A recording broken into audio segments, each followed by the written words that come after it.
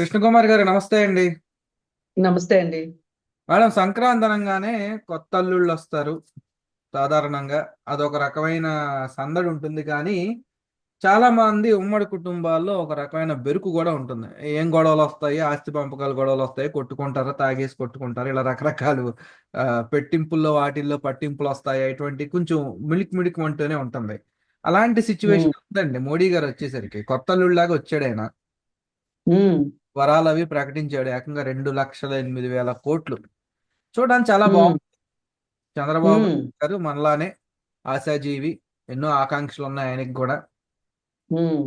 నిజంగా ఆ ఔరా అనిపించేలాగానే ఉంది. 2,08,000 కోట్లు దాదాపు ఒక హ్మ్. ప్యాకేజ్ అని చెప్పాలి. కానీ నిజంగా అది మోడీ నోటెంబటి నుంచి వచ్చింది కాబట్టి హ్మ్. ఇక అసలు ఏంటి, నమ్మశక్యమేనా, ఇది నిజంగా నమ్మొచ్చా అని జనాలు గిల్లుకుని చూసుకునేటువంటి సిచ్యువేషన్ కూడా ఉందండి. అంటే హ్మ్. ఏం చూడండి, నిజంగా అండి, మోడీ గారు మారారనుకోవాలా, లేదా ఆంధ్రప్రదేశ్కి మంచి రోజులు వస్తున్నాయి అనుకోవాలా, లేదా మళ్ళీ అదే బుట్టలో పాత బుట్టలోనే పడుతున్నామా, ఏంటనేది కొంచెం చెప్పండి మేడం. అంటే ఇప్పుడు నేనేదన్నా ఆహ్, వాళ్ళ బుద్ధిని బట్టి మాట్లాడాననుకోండి, అంటే వాళ్ళ గత అనుభవాల బేరీజు వేసుకొని మాట్లాడాననుకోండి, శుభం పలకవమ్మా అంటే ఏం మాటలివి అని నన్ను దుమ్మెత్తి పోస్తారు జనాలు.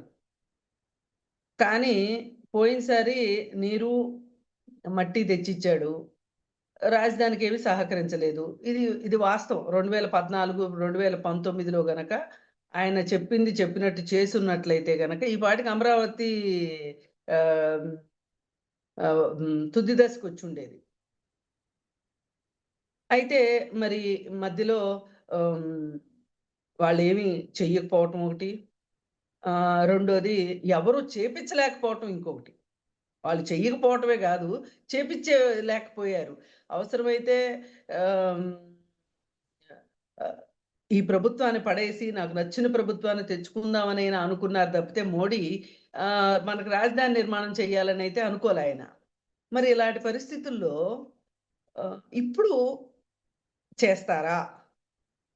ఇప్పుడు గనక చేస్తే గనక ఆంధ్ర ప్రజల మీద ప్రేమ కంటే కూడా ఆంధ్ర ప్రాంతం మీద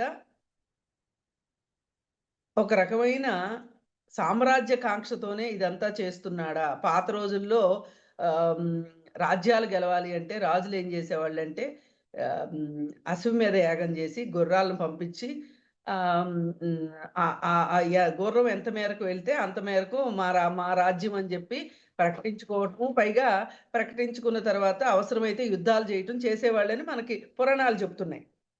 మరి అదే ఉద్దేశంతోటి ఇప్పుడు కాలం గూడా పురాణాల కాలం అయిపోయింది గాబట్టి, ఆ ఉద్దేశంతోటి ఈయనిప్పుడు ఇక్కడ కర్చీఫేసి, ఒకవేళ నిజంగానే ఇవన్నీ చేసి, చూసారా మేము గాబట్టి చేశాము అని ఒకవేళ హ్మ్, ఆ ఉద్దేశంతో చేస్తున్నారా అనేది గూడా ఒక మనకొక హ్మ్, డౌట్ ట్రాక్ మానదు వాళ్ళ మీద. సరే, ఏది ఏమైనప్పటికీ ముందుగా మనం ఆలోచించుకుంటే, అసలు ముందు అభివృద్ధి రానివ్వండి. తర్వాత సంగతి తర్వాత జూసుకుందాం. నా కోరికైతే ఏంటి అంటే, బీజేపీ వస్తదా? రాదా? ఆ ప్రశ్న కంటే కూడా నిజంగా చేయగలిగితే గనక ఆంధ్రప్రదేశ్‌కి ఉజ్వలమైన భవిష్యత్తుంటది. అది చెయ్యాలని కోరుకుంటున్నా. ఇప్పుడు ఆయనే వచ్చి చెప్పారు సాక్షాత్తు. ఆహ్, మధ్యలో ఆహ్ హ్మ్. శటకోపం పెట్టే బ్రాహ్మణుడి కంటే కూడా ఆహ్, దేవుడే దిగొచ్చి గుడికెళ్ళినప్పుడు వరాలిచ్చినట్లుగా. ఇప్పుడు దేవుడు వరం ఇచ్చినా పూజారి ఇవ్వడు అని ఒక సామెత ఉంది గదా! ఇప్పుడు అలాంటి పరిస్థితి లేకోకుండా అసలు దేవుడే వరం ఇచ్చాడు అన్నట్లుగా చూద్దాం మరి. ఇవన్నీ జరగాలని నేను కోరుకుంటున్నా. నిగూఢంగా వాళ్ళ వాళ్ళ వ్యూహాలు ఎలా ఉన్నప్పటికీ కూడా ముందైతే మన మన రాష్ట్రానికి మంచి జరుగుతది గదా! అని జెప్పి నేను ఆహ్వానిస్తున్నాను. ఇది కార్యరూపం దాల్చాలని కోరుకుంటున్నా. ఏదో ఇప్పుడు ఆకేసి ఏమి పెట్టని కాడికి ఏంటి ఉపయోగం? అది నేను చూస్తున్నా. మామూలుగా బీజేపీయేతర రాష్ట్రాలు పరిపాలనలో ఉన్న రాష్ట్రాలకి ఎంత మొండి చేయి చూపిస్తాడో మనం జీఎస్టీ విషయంలోనూ రకరకాల విషయాల్లో మనం చూసున్నాం. అయినప్పటికీ ఇక్కడ కూటమి ప్రభుత్వం ఉంది గాబట్టి ఆహ్, జరగాలని కోరుకుంటున్నాను. మేడం అంటే ఇప్పుడు ఆ, దీన్ని ఏమంటారు, మన రాష్ట్రం ఏమో లోటు బడ్జెట్ లో ఉంది. మోడీ గారేమో ఉమ్, 2 లక్షల కోట్లు ఇస్తామని చెప్తున్నారు. అంటే ఉమ్. ఇంకా ఇది అప్పుగానా గ్రాంట్ గానా ఇవేమి రాలేదు.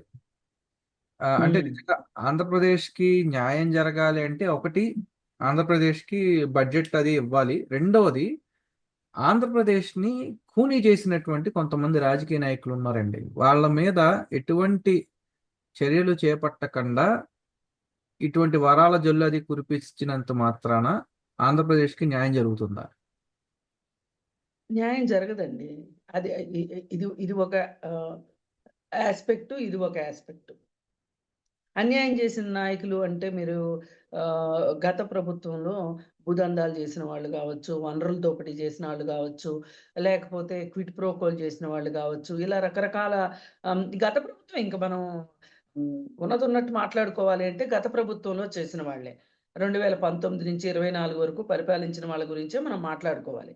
అయితే పైగా ఆహ్, మోడీ ఏమీ చేయలేదేంటి వాళ్ళని అని మనం ఆహ్ అనుకుంటున్నాం. కరెక్టే. ఇన్నాళ్ళు అంటే ఒక గత 12 సంవత్సరాలుగా దాదాపు ఆహ్, ఆ కేసులు మూలుగుతా ఉన్నాయి. మరి ఈ కేసులు మురుగుతున్నప్పుడు ఆహ్, జస్టిస్ రమణ ఆయన పదవీ విరమణ చేయబోయే ముందు ఆహ్, రా రాజకీయ నేపథ్యం ఉన్న వాళ్ళ కేసులు ఎట్టి పరిస్థితిలోనూ త్వరగా తేల్చాలి అని చెప్పి కూడా ఆయన ఒక జడ్జిమెంట్ పాస్ చేసున్నారు. దాన్ని గూడా తొంగలో తొక్కారు. ఏం చేశారు చెప్పండి జగన్మోహన్ రెడ్డి కేసు. ఈ రోజుకి తనకి ఒక రక్షణ కవచం ఉండనే ఉంది. గత ప్రభుత్వంలో ముఖ్యమంత్రిగా ఎంతటి రక్షణ ప్రతిపక్షంలో హ్మ్. నాయకుడి హోదా లేకోకుండా ఒక రకంగా రెక్కలు దిగిన పక్షిలాగా ఉన్నాడు ఒక రకంగా. అలాంటి ఈ టైంలో అతను ఒక రకంగా చాలా నిస్సహాయ పరిస్థితిలో ఉన్నట్టు లెక్క. మరి అలాంటప్పుడు గూడా మోడీ ఏమి చెయ్యట్లేదేంటి అని జెప్పి చాలామంది మాట్లాడుకుంటున్నారు. మరి దీనికి సమాధానం ఏది? ఇట్లా దొంగలను దాచిపెట్టేస్తే ఎట్లా? అంటే ఏమో గుర్రం ఎగరవచ్చు. ఈసారి ఆహ్, హ్మ్. 2029 ఎలక్షన్స్‌లో అతనేమన్నా పుంజుకుని, మళ్ళీ అతనికి బలమొస్తే అనే ఒక ఆహ్, హ్మ్. వ్యూహం ఏమైనా మోడీకుందా? లేకపోతే ఎందుకసలు ఆ కేసుల గురించి ఎందుకు పట్టించుకోవట్లేదు? అసలు ఈ ప్రభుత్వం వచ్చిందే అవినీతికి వ్యతిరేకంగా పోరాడొచ్చింది ఈ ప్రభుత్వం. కదా! మరలాంటప్పుడు ఎందుకు ఇంత అవినీతి కళ్ళకి కట్టినట్టు కనిపిస్తుంటే మాట్లాడుకోకుండా ఎందుకు ఊరుకున్నారు?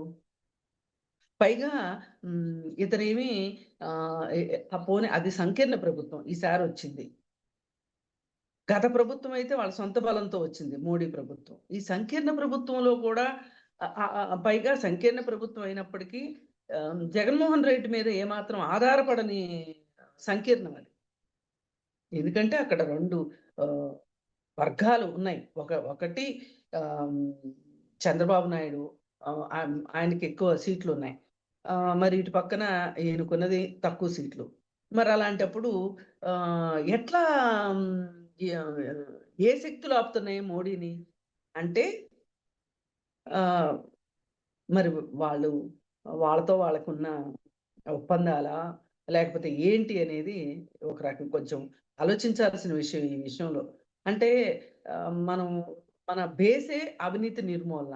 అలాంటిది మనం అవినీతి చేసిన వాళ్ళకి కొమ్ము కాసాము అంటే ఏంటి పరిస్థితి అంటే, అతని తండ్రి అధికారాన్ని అడ్డం పెట్టుకొని క్విడ్ ప్రోకో చేశాడు. ఇప్పుడు తన అధికారాన్ని అడ్డం పెట్టుకొని క్విడ్ ప్రోకో చేసిన తర్వాత మామూలుగా అయితే ఏం చేస్తారు? ఒకరు ఒక నేరం చేసినప్పుడు ఏం జేస్తారంటే, వార్నింగ్ ఇచ్చి వదిలిపెడతారు. రెండోసారి అదే నేరం జేశారనుకోండి, పిలిచి ఏం జేస్తారు, "అబ్బాయి అయిపోయింది. నీకిచ్చిన టైం అయిపోయింది. మళ్ళీ ఇక నీ మీద సీరియస్ కేసు కట్టేస్తున్నాం" అని జెప్పి కేసు కట్టేస్తారు. మరి 2 సార్లు అతను ప్రూవ్ చేసుకున్న తర్వాత అతన్నెందుకు వదిలిపెడుతున్నారు? ఇతని ఉద్దేశ్యం ఏంటి అంటే, క్లియర్ కట్‌గా ఏదో ప్రయోజనం ఆశించే. లేకపోతే ఏమి ఉండదు గదా అక్కడ. మరి ఇలాంటి పరిస్థితుల్లో హ్మ్. ఎందుకింత ద్వంద్వ వైఖరి అవలంబిస్తున్నాడు మోడీ అనేది మనం ఆలోచించాలి. అంటే భవిష్యత్తు ప్రణాళిక కోసమే ఒక పక్క ఉండని ఓ మూల ఆహ్, హ్మ్, ఏదో ఒక రోజు పనికి రాకుండా పోతదా? పనికి రాకుండా పోతాడా? ఆ పార్టీ గాని, జగన్మోహన్ రెడ్డి గాని అనేది ఉందనేది అర్థమవుతుంది. చూద్దాం మేడం, మరి ఈ దోబూచులాట ఇలాగే కొనసాగుతుందని అనిపిస్తోంది. దేనికంటే పుష్కర కాలంగా విముక్తి రాలేదు కాబట్టి ప్రజలు కూడా ఇంకా ఇది ఇటువంటివి జరగవని అనుకుంటున్నారు చాలా మంది.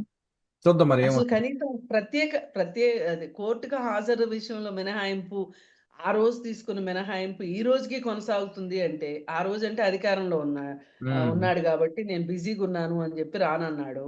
అసలు అది ఒప్పుకోవడం గూడా తప్పు. అవునండి.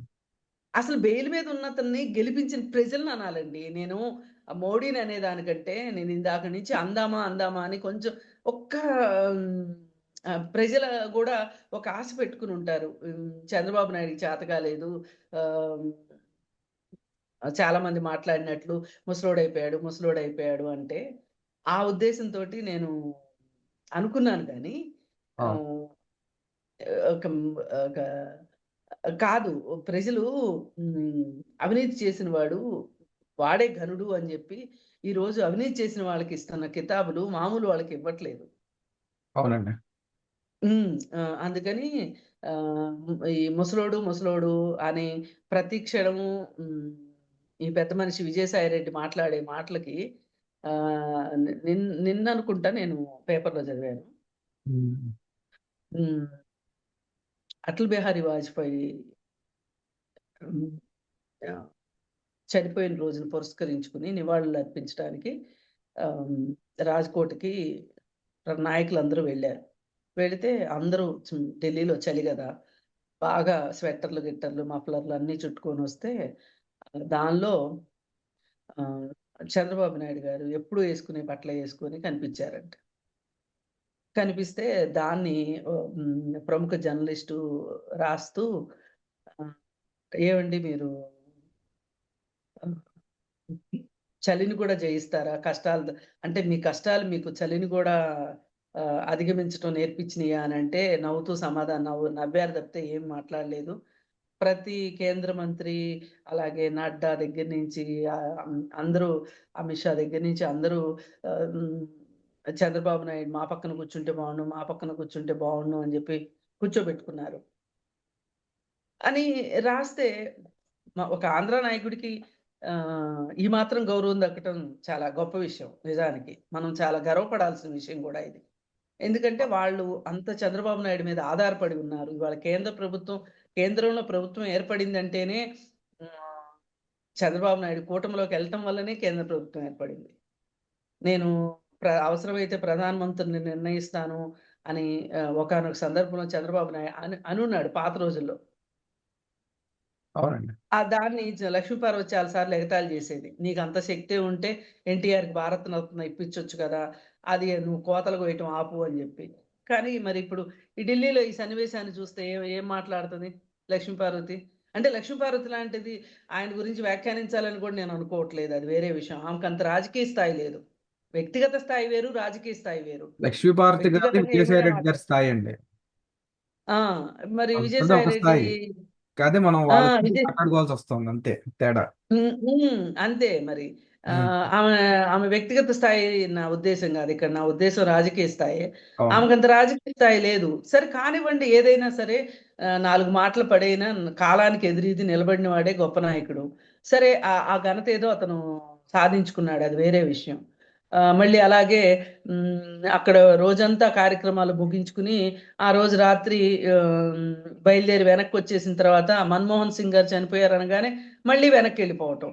అంటే మరి వీళ్ళు జెప్తున్న ఈ ముసలి అనే మాటకి మరి ఇలా ఎలా తిరగగలుగుతాడు? పొద్దున్నుంచి రాత్రి వరకు ఖాళీ లేకోకుండా అందరిని ఆయన సొంత ఇంట్లోనూ కలిసారంట ఢిల్లీలో. అలాగే హ్మ్, బయట మీటింగుల్లోనూ కలిసారంట. మరి అంటే నా ఉద్దేశ్యం ఏంటి అంటే, మనకింత బలమైన నాయకత్వం ఉండి గూడా మనం మన రాష్ట్రానికి చేసుకోవాల్సింది ఇక్కడ నాయకత్వ లోపం కాదు. ఏదన్నా జరగలేదు అంటే గనక కేంద్ర ప్రభుత్వం లోపంగానే చూడాలి తప్పితే, మన రాష్ట్ర నాయకత్వంలో ఏ విధమైన లోపం లేదు. మరి ఈసారి మట్టుకు నేను అది చెప్పాలని నా ప్రయత్నం. ఉమ్, అందుకని మన వైపు నుంచి ప్రజలు తప్పు చేసినా సరే ప్రజలు ఆ రోజు అతనే గనుడు అని చెప్పి అతనికి అవును. ఓటేసి గెలిపించారు. అది రివర్స్ కొట్టింది బాగా. జనాలు అది అర్థం చేసుకున్నారు. ఇప్పుడు జనాల తాపత్రయానికి, మనకున్న నాయకత్వానికి, మనకు న్యాయం జరగాలి మన రాష్ట్రానికి అని నేను కోరుకుంటాను. చూద్దాం మేడం, ప్రజలు కూడా విజ్ఞతతో ఆలోచించాలి. మనం ఆశిద్దాం, అంతకుమించి చేసేదేం లేదు. లేదు ఆశించారు. విఘ్నతో ఉమ్. ఆశించబట్టే కదా మొన్న అంతటి ఘన విజయం ఇప్పుడు వచ్చింది. ఆశించారు, ఇంకా పోను ఉమ్. పోను కూడా ఆశించాలని, భవిష్యత్తు అవును. ఆశించాలని, అది విజ్ఞత నిలబడాలి అని అయితే ఉమ్. కోరుకుంటాం. ధన్యవాదాలు.